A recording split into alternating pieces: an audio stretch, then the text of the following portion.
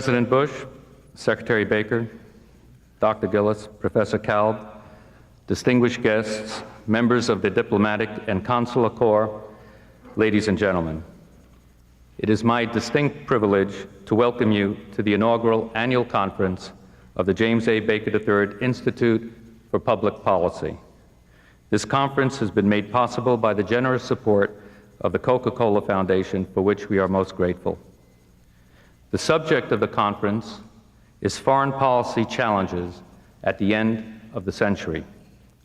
Over the course of the next day and a half, we will discuss three specific areas of current and critical interest which have an important impact on national and international affairs. The first is economic reform in Russia and China. The second is politico-military factors and the future of warfare. And the third is the role of culture, ethnicity, and religion in world affairs. Each issue will be the subject of a specific panel of experts drawn from the worlds of policymaking, academia, journalism, and business. Our panel participants represent a unique coming together of individuals from the United States and abroad, and from different backgrounds. All are acknowledged leaders in their respective fields. Our distinguished guests have found time in their incredibly busy schedules to join us today. We are very grateful and welcome them all to the Baker Institute and to Rice University. But I would like in particular to thank our foreign guests who have traveled thousands of miles to attend the conference, and I would like to ask them to stand and be recognized. They are His Excellency Noboru Takeshita, the former Prime Minister of Japan.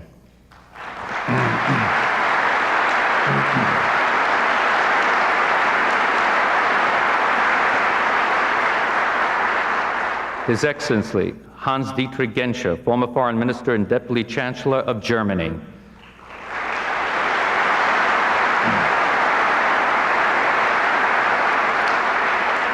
His Excellency Roland Dumas, the former Foreign Minister of France.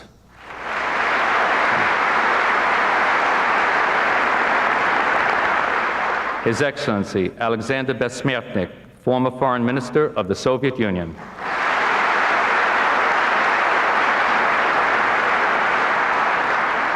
His Excellency Taro Nakayama, the former Foreign Minister of Japan.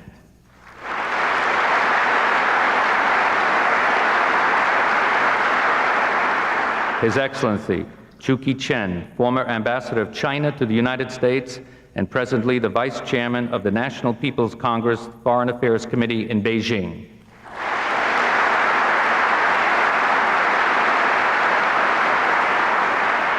Sir Charles Powell, former Private Secretary and Advisor on Foreign Affairs and Defense to British Prime Ministers Margaret Thatcher and John Major.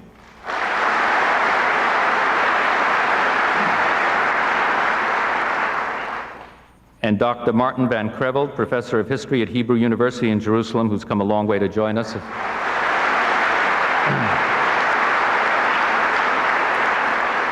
We thank you very much. I would like to make an announcement that two of our participants, unfortunately, will not be with us today. The former Secretary of Defense, Dick Cheney, because of a serious illness in his family. And our thoughts are with him and his family. And the second participant, Uffe Ellemann-Jensen, the former Foreign Minister of Denmark, who is now very actively one of the leading candidates to be the next Secretary General of NATO, so he is very busy in Europe pursuing that track. I would also like to welcome our distinguished moderator that many of you know, Marvin Kalb, the Edward R. Murrow Professor of Press and Public Policy at Harvard University's John F. Kennedy School of Government, who has graciously accepted to take on this very challenging task. Marvin, thank you for being with us.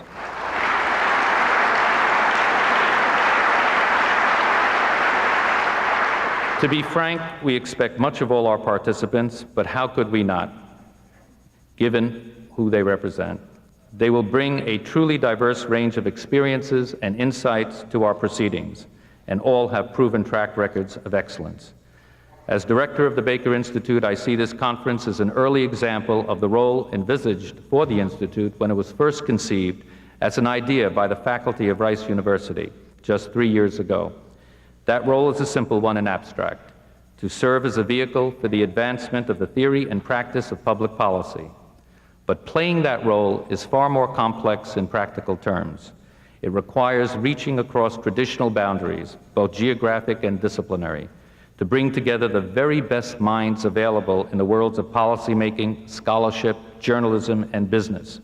And it requires fostering the climate of intellectual excellence and innovation necessary if we are to address the complex issues confronting us at the end of the 20th century and beyond. Today, we have assembled such minds, and we are committed to an atmosphere of free and frank debate on a nonpartisan basis. The Baker Institute began life with a truly overwhelming advantage: our association with Rice University, a place of learning with scholars of the first order and dedicated to the free exchange of ideas. The Institute is proud to be an integral part of the Rice community, and we are grateful for the support that the university gives us. That support begins at the very top with the individual it is now my pleasure to introduce. He is a distinguished international economist, an inspired teacher, and a leader committed to the vision of the internationalization of Rice University. And permit me to add that he and his wife, Elizabeth, are expecting to be grandparents for the 4th time this week. So if you leave unexpectedly, we'll know. May I present the president of William Marsh Rice University, Dr. Malcolm Gillis. Malcolm.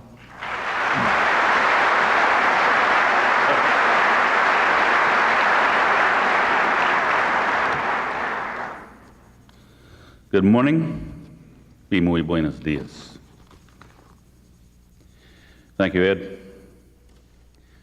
Distinguished conference participants, esteemed guests, ladies and gentlemen, and members of the electronic and print media from a dozen countries. It is my special pleasure to welcome all of you on behalf of Rice University to the first annual conference of the James A. Baker III Institute for Public Policy. While this first conference does strongly focus upon foreign policy, future conferences will be geared to such issues as health policy or urbanization, as well as foreign policy. Rice University does not try to be all things to all people. Rather, we try to do a few things very well. We are first and foremost a place of learning for our students, and when we are at our best, we instill our students with a love of learning that lasts for a lifetime. Furthermore, we are an important locus for leading-edge research, both by our faculty and increasingly by our students. We seek not only answers to vital questions, we seek to ask better questions. As a university, we provide a venue wherein individuals from widely varying backgrounds can interact so as to permanently enrich their lives. And above all, Rice is a community of scholars. And we would be honored if all of you from all corners of the earth for the next day and a half would consider yourselves part of that community of scholars. The Baker Institute was established for a number of quite good reasons. It was created to facilitate interdisciplinary teaching and research on important domestic and foreign issues. It is a place where men and women from the world of action in government or industry can readily exchange insights and perspectives with men and women from the world of ideas. The Baker Institute is steadfastly nonpartisan and will ever be so. You may expect to see from time to time resident fellows from the George Bush administration, Washington branch, the Clinton administration, the Richards administration, the George Bush administration, Texas branch, and the Reagan and Carter administrations. Above all, the Baker Institute is part and parcel of Rice University. The Baker Institute is not linked to Rice. It is of Rice University, just as Secretary Baker intended all along. A little over a year ago, some of you in the audience joined us here at a ceremony marking the groundbreaking of a new building to house the Baker Institute. At the time, we noted that the groundbreaking marked a step on a journey that would lead to the emergence of the Institute as a leading forum wherein vital public policy issues, national and international, could be debated. Today, we take another very important step in that journey because this conference embodies the vision of the Baker Institute as a place where practitioners and scholars together can make a difference. And the participants at this conference know a great deal about making a difference in the lives of people and in the future of nations. They've earned great distinction in their respective fields, and they embody unique and informed perspectives. And perhaps most important, they bring a lifetime of dedication to the cause of good public policy. Our participants from the world of action have served at the very highest levels of government. By their leadership, they have helped to determine in decisive ways the course of history. Others from the world of journalism have reported on the dramatic events that have helped to shape this age, and through their insights, they have helped to inform and enlighten millions of men and women around the world. And still others from the world of academia have examined in depth the issues that drive decisions, and by their analysis they have enhanced our understanding of the always complex and sometimes confusing realm of foreign policy. So we have leadership, insight, and analysis. Clearly the world is going to need the best of all three in order to meet the challenges of the coming century. These challenges will be amply discussed today and tomorrow as we share opinions and draw conclusions on a wide variety of political and economic and cultural issues. It is critical we begin seriously addressing these questions now, frankly, freely, and resourcefully. Otherwise, we might squander a unique and perhaps irretrievable historical opportunity to shape the future in ways that enhance the human condition. This conference, of course, covers but a part of a much greater debate now underway across the globe.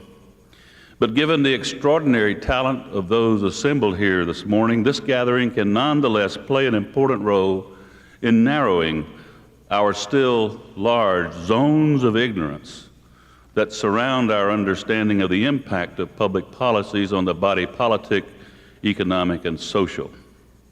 So it is most fitting that Rice University, an institution that looks outward to the world and forward to the future, serve as host for this undertaking. I say again that this conference is at a fundamental level about making a difference.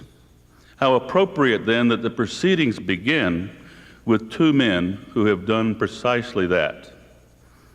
Both have had long and distinguished careers, commanding respect from citizens around the world. The first is an individual who has truly placed his mark on history.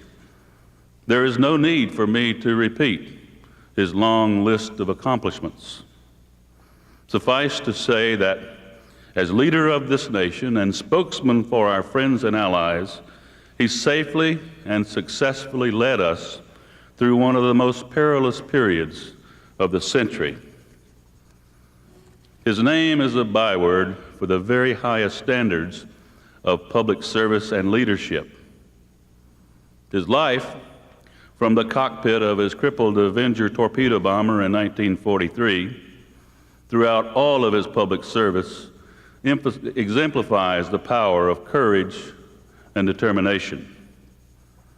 And when at last his public labors were done, he left the world far more secure and free than the one he found.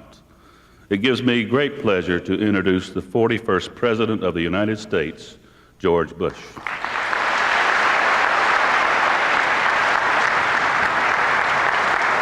Thank you, Malcolm.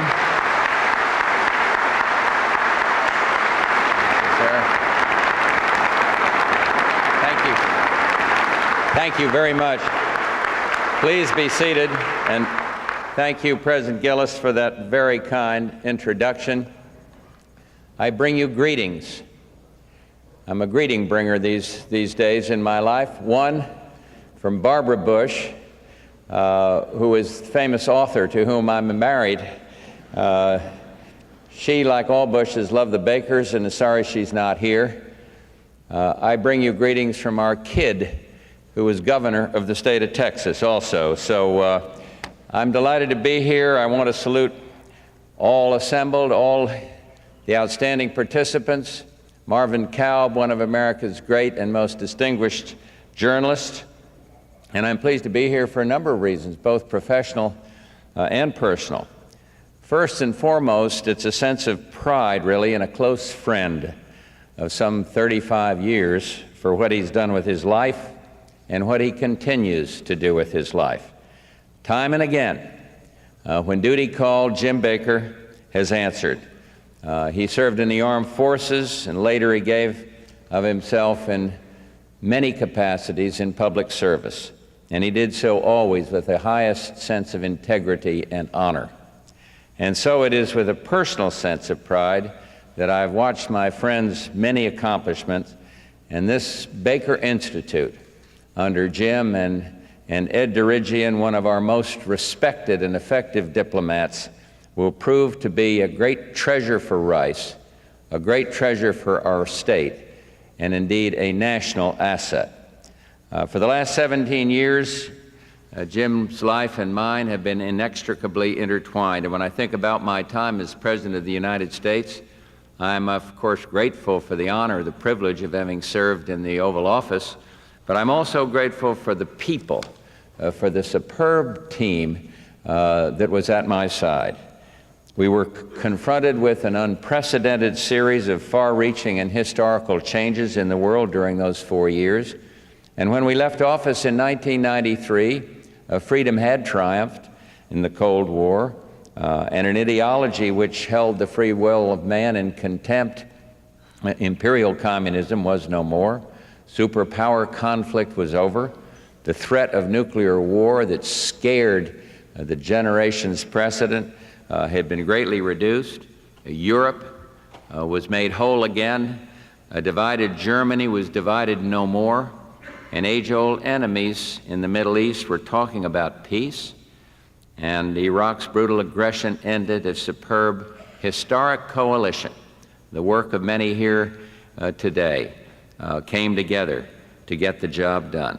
And just about everywhere you look, democracy and freedom were on the move.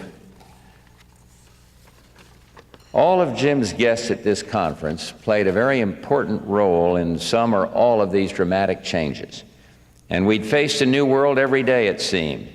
And for me, keeping pace with this dramatic change would have been absolutely impossible had it not been for the leadership and the tireless work of our Secretary of State, Jim Baker, and of course of Dick Cheney, our Secretary of Defense. Incidentally, I saw him yesterday. He's heartbroken not to be here. His dad is very, very ill, and he had to fly from a little breakfast I had with him in Dallas up to Wyoming. Of course, Brent Scowcroft, General Powell, who will be here later on, Larry Eagleberger, and then able professionals like Ed Dirigian, and so many, many others. They are the best, and I was blessed to have them at my side.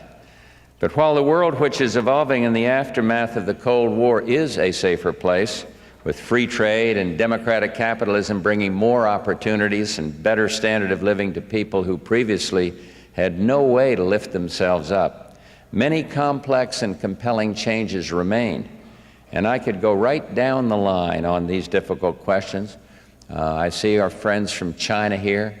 Mr. Chu, who I respect and who is a friend, and I think of the importance of China and how we interact with that great country. We must have a strategic dialogue ongoing with China. The trade concerns with Japan and the overall strategic relationship with Japan is vital to the interest of every young person in Rice University privileged to be here today.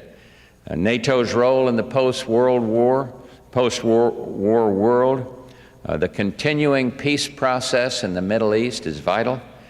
Continuing to work for open markets and free trade, in my view, is absolutely essential. We must not turn back, and fighting international terrorism and nuclear proliferation and international narcotic transactions.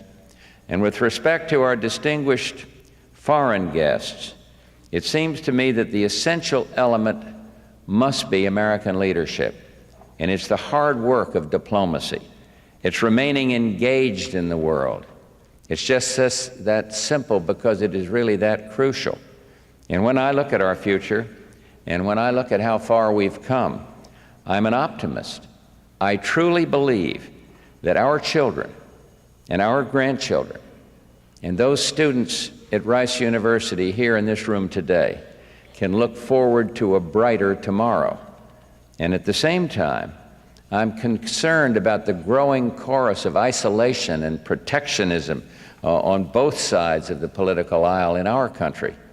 And these same people argue that there's no real threat to the vital interests of the Western democracies because we no longer have a superpower rivalry.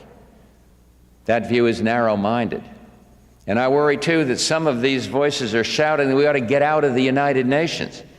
The UN at the time of Desert Storm fulfilled its promise, demonstrated its importance, and it has performed well on certain matters while falling abysmally short on others. And yes, it has many shortcomings, but it is sheer ignorance and selfishness to talk of the United States getting out of the United Nations. And I cannot stress that enough. My view is that we ought to pay our bills.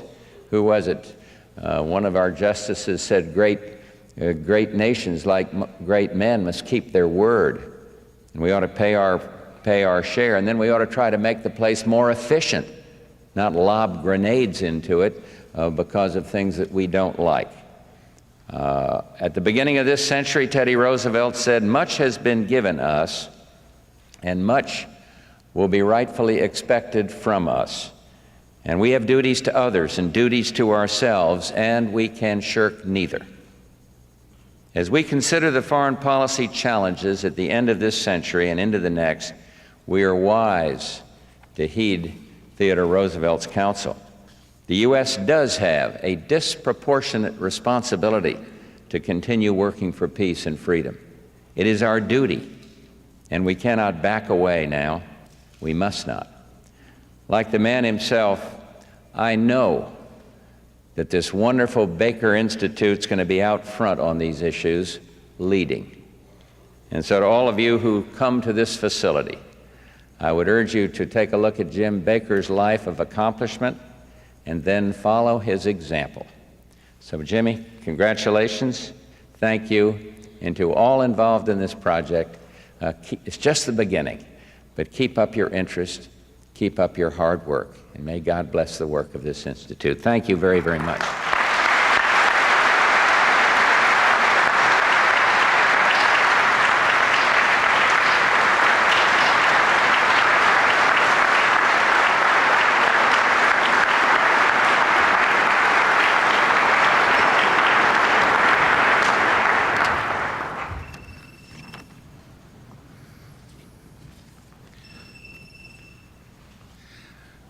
I am privileged to introduce our keynote speaker. He is an individual who, in a very real sense, embodies the search for enlightenment that brings us together today as we consider foreign policy challenges at the end of the century. Our speaker is a man who has made a career of accepting challenges and mastering them, whether as Chief of Staff of the White House, Secretary of the Treasury, or Secretary of State. Just 3 years ago, he accepted yet another challenge, that of spearheading the development of a public policy institute here at Rice that would bear his name. This conference is testimony to his vision and to his leadership. Ladies and gentlemen, the 61st Secretary of State, James A. Baker III.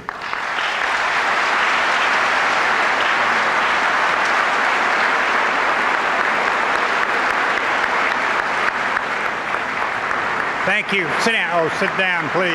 Please, please, please, please. Thank you very much. Thank you. Thank you very much, Malcolm. President Bush, distinguished participants, honored guests, ladies and gentlemen.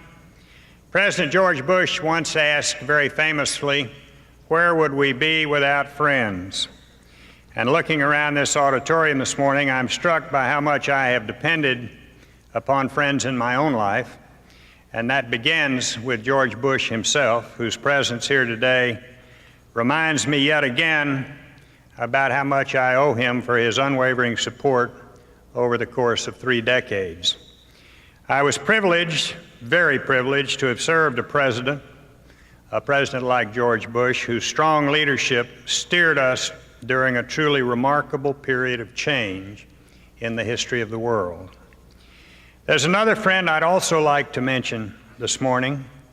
His name is Yitzhak Rabin, and his tragic death was a great loss personally for me, as it was for President Bush, a great loss for Israel, and a great loss for the cause of peace.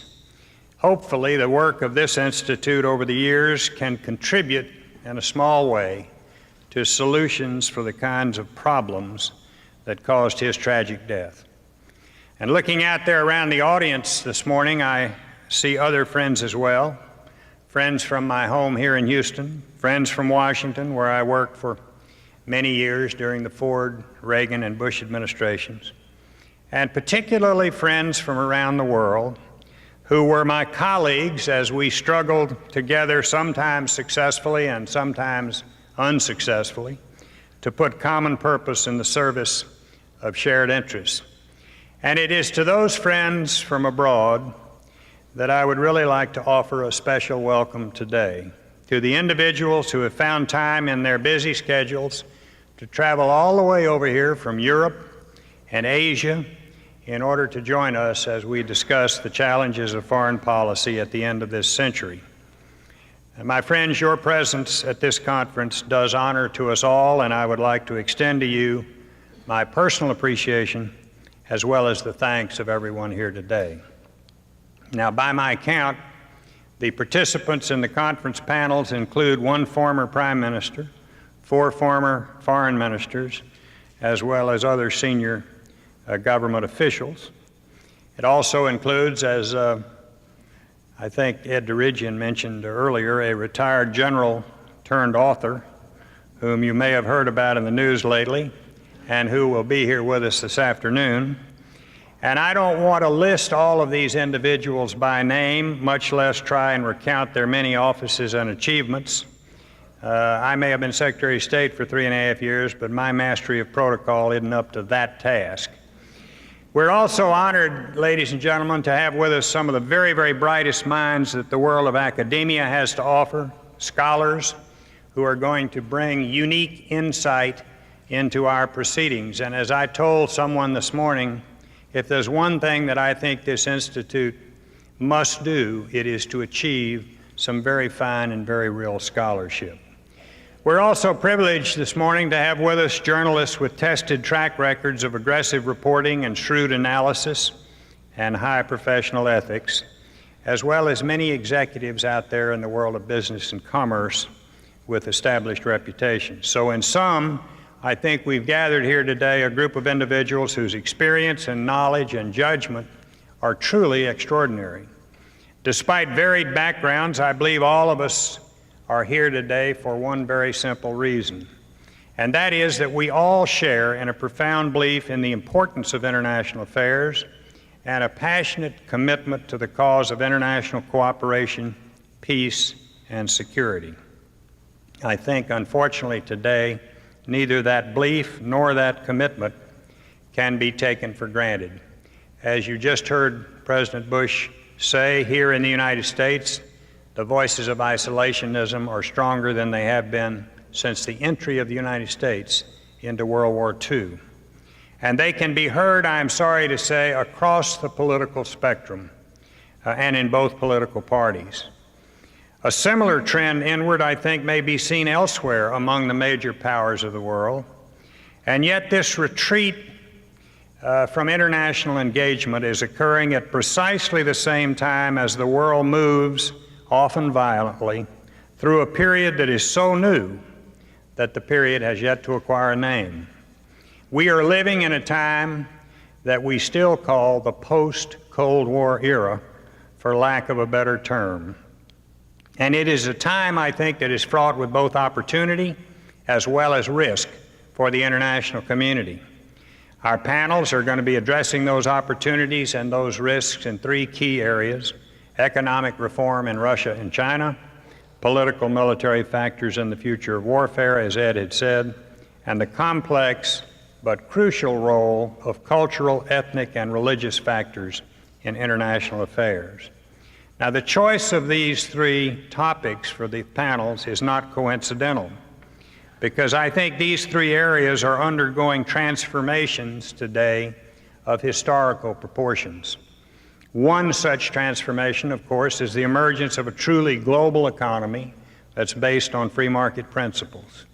The second is the geopolitical shift associated with the end of the Cold War. And the third is the rise of culture, broadly defined as an important but often misunderstood international force. So I'd like to discuss these three transformations briefly before we begin the first panel.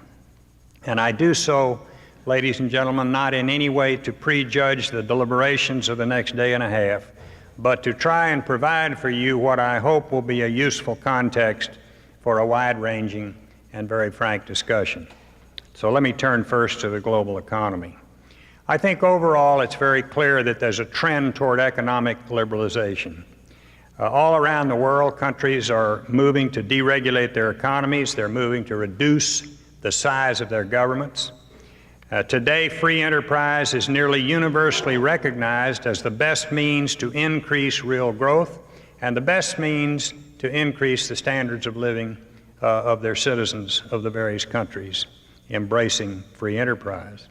More open international trade and investment, which is represented, evidenced by the conclusion of the Uruguay round of GATT, is really only a part of this shift toward broader free markets. Indeed, the domestic and international components of liberalization, I think, are mutually reinforcing. As international trade and investment expand, pressure intensifies on countries to enhance their competitiveness through domestic reform. As those reforms take hold, individual states seek greater international liberalization to open new markets to their now more efficient economic sectors. Yet the international trend toward free markets has produced some very severe strains. Consider, for instance, the case of economic reform in Russia and China, which will be the subject of our first panel. In Russia, real progress has been achieved in the economy as a whole, much of it attributable to business startups.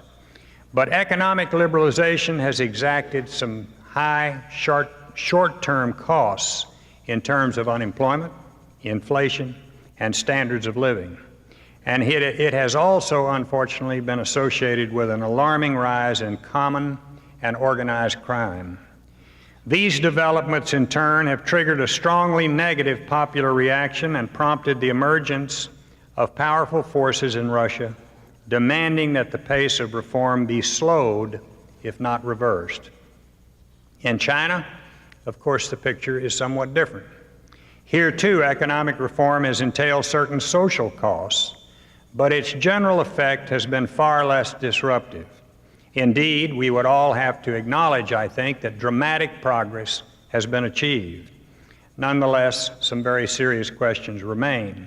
First, about the sustainability of economic reform unless there is some parallel action on the political front. And secondly, about China's commitment to opening her own markets to foreign goods and services. The strains associated with the emergence of a global free market are by no means confined to Russia, China, or the many other countries in the former Soviet bloc and elsewhere that are liberalizing their economies. Despite the passage of GATT, again, we see protectionism strong here in the United States, I think as well in Western Europe and in Japan. In Western Europe and the United States, some powerful interests and political inertia are impeding efforts to further deregulate the economy and to reduce the scope of government.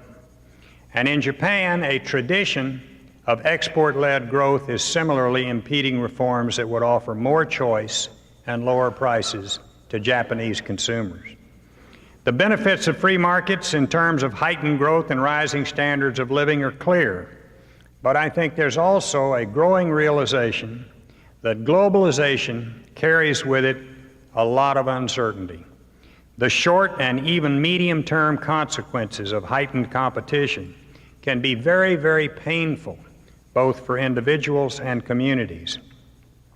The uncertainty of the global economy has also affected governments, which have seen their freedom of action seriously constrained when it comes to fiscal policy as well as monetary policy.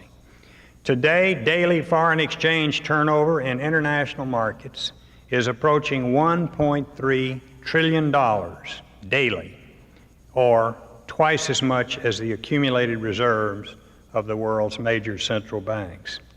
Capitals around the world are discovering the rigors of market discipline, and not just in places like Moscow or Beijing.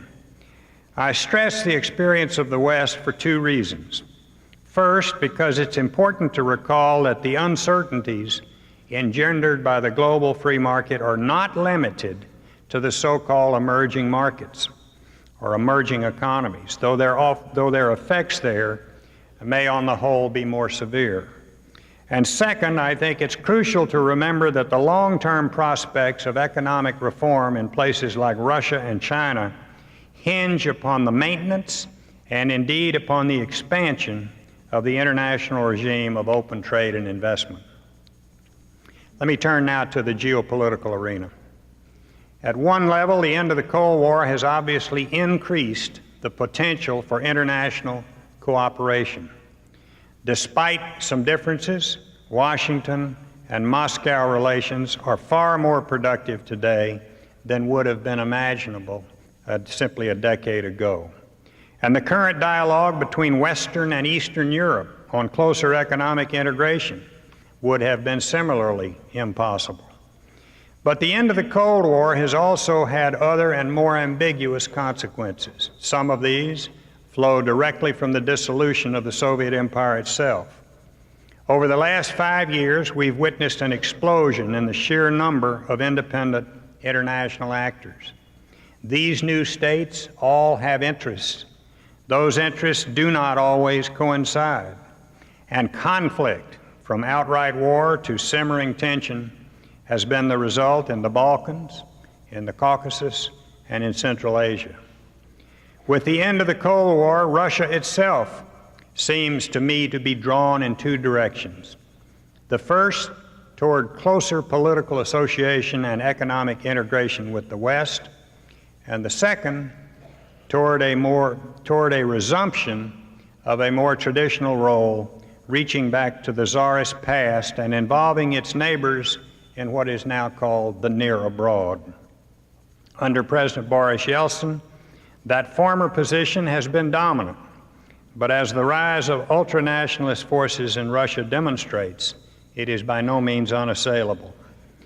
The end of the Cold War has also had profound effects elsewhere around the world. The end of the Cold War has clearly accelerated the rise of China as a true great power. Moreover, the end of East-West competition has significantly altered the regional balance of power in places like the subcontinent and the Middle East. Again, however, the consequences have been ambiguous. For instance, Iraq's bid for dominance in the Gulf was prompted at least in part by a desire to fill the vacuum created by waning Soviet influence in that region. Similar bids for regional hegemony in the Middle East and elsewhere may well be the source of conflict in the future. Finally, the end of the Cold War has had important ramifications for the West itself. Absent concern about Soviet aggression, the traditional alliance between the United States, Western Europe, and Japan is showing patent signs of strain. Despite the recent welcome progress in Bosnia peace talks, for instance, the record on United States Western European cooperation on the Balkans has been, by and large, a very dismal one. And United States-Japanese relations, plagued by rancorous trade disputes, are more troubled than they have been in decades. But let me make one point very clear as I recite these problems. None of us should harbor any nostalgia for the Cold War. Dangers remain, and as President Bush has said, the need for American leadership is as compelling as ever. But the world is an infinitely safer and freer place than it has been in any of our lifetimes. Still, the consequences of the end of the Cold War are fraught with irony. The end of East-West competition has simultaneously strengthened the possibility for international cooperation while weakening the imperative of collective action, particularly in the West. It has reduced the likelihood of war between major powers while at the same time increasing the possibility of lesser conflicts. To a great extent, the very mixed record of the United Nations since the end of the Cold War embodies those very strains.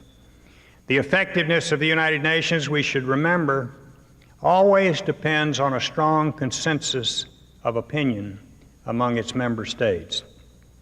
And no such consensus exists today when it comes to a broad array of issues associated with international security, most notably how to deal with the second-order conflicts or the collapse of individual states into civil war and chaos.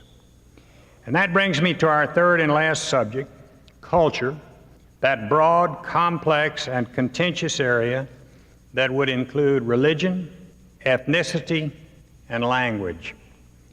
From ultranationalists in the former Soviet bloc to radical Islamic fundamentalists in the Mideast, movements based on communal identity are becoming increasingly more important, both as domestic actors and international forces. And let me put forward three admittedly incomplete explanations for this phenomenon. First of all, the collapse of communist regimes throughout the former Soviet bloc has unleashed latent nationalist sentiments that had been suppressed, however fitfully, by years of totalitarian rule. Secondly, the dislocations associated with modernization have alarmed millions of individuals, many of them poor, who are concerned that their traditional ways of life are going to be destroyed. And third, the emergence of democratic government as a near universal ideal has offered extremists a very convenient tool by which to generate popular support and seize political power. The idea that democracy actually feeds movements based on religious, ethnic, or linguistic particularism is perhaps, I think, the supreme irony of the current era. In the former Soviet bloc and in the Middle East, ultranationalists and Islamic extremists have assumed with some success the rhetorical mantle of Democrats. Individuals and groups are attempting to use the democratic process to arrive at power only to then monopolize that power. So we should not be fooled. Democracy is really not just a particular form of government. Democracy is a generally accepted set of norms or cultural values. Chief among those is a belief in universalism, or the idea that there are certain rights that every individual possesses, irrespective of his or her religion, ethnicity, or language. This has an important corollary: tolerance. The idea that differences, often about things as fundamental as the existence of God or the meaning of life, have to be accepted as the normal state of human affairs. Democracy is not just a set of rules and regulations that are associated with elections. Democracy is also a way of life. And this way of life, I might add, is not uniquely European or American. has witnessed the strong 50-year history of the democratic practice in Japan. Viewed in this light, extreme nationalism and radical Islamic fundamentalism, however superficially democratic their claims might be, are revealed to be profoundly anti-democratic forces.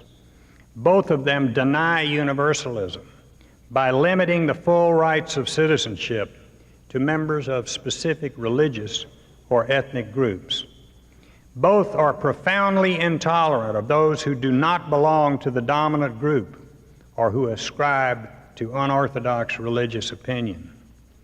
The conflict between universalism and communalism is also being played out among the established democracies themselves. Anti-immigrant sentiment is on the rise throughout the West.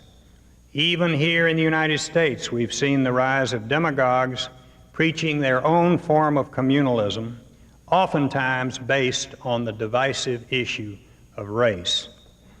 I think it is vitally important as we approach the sensitive issue of culture, always to recall the distinction, therefore, between formal democracy on the one hand and substantive democracy on the other. By doing so, I think we will be better able to discern what I believe to be the real cultural conflict we confront in the world today. And this is not, as some would have you believe, between the West and Islam or the West and Confucianism, but between what could be called an emerging global democratic culture and the various movements which, whatever their rhetoric, stand in profound opposition to it. So to conclude, I think we have to ask ourselves, how can we best make our way through the world of change that I have very briefly and very tentatively described? I believe that's the fundamental question confronting our participants today and tomorrow. My own biases are clear. I'm proud, as is President Bush, to consider myself part of an American tradition that reaches back in its modern form to the 1940s and the rise of a broad bipartisan consensus in favor of American engagement in world affairs. So my views remain unabashedly internationalist. The reasons should be obvious from my remarks this morning. For in each of the areas I've discussed, economics, geopolitics, culture, the United States has a vital and indeed irreplaceable role to play. Politically, we simply must remain engaged on the world scene because I do not believe that there is any alternative to American leadership. And maintaining that leadership means renewing and revitalizing our traditional alliances with Western Europe and Japan and reaching out in places like Russia and China to seek expanded areas of international cooperation. But it also means explaining to the American people the vital stakes that they have in an active foreign policy. Economically, the United States must continue to press for more open trade and investment internationally, even as we withstand domestic pressures to close our markets to international competition. Culturally, the United States needs both to support democratic values abroad and to rededicate ourselves to the ideals of common citizenship that transcend race or religion or ethnicity. Now, if my internationalist bias is clear, so is my preference for principled pragmatism. And it is on that subject that I would like to leave you this morning. By principled pragmatism, I do not mean short-sighted opportunism or moral expediency, but rather an approach that uses practical means to attain achievable ends. Foreign policy, after all, is a subspecies of politics, and like politics, it is very much the art of the possible. But successfully achieving the possible depends, I think, upon an awareness of history, upon a knowledge of current events, and upon a grasp of theories that can both help us to understand that history and analyze those events. In other words, principled pragmatism, properly conceived, is a way to bridge the world of ideas and the world of action. To that extent, this conference, by bringing together the best minds from the fields of theory and practice, is itself, I think, an exercise in principled pragmatism. It is an effort in a real world of imperfect knowledge and limited options to further materially the cause of a more secure, more prosperous, and freer world for ourselves and for our descendants. I believe that this is a worthy cause. I am convinced that it is an absolutely critical one, and I am really delighted that all of you have joined us here today as we work to advance it. Thank you very much.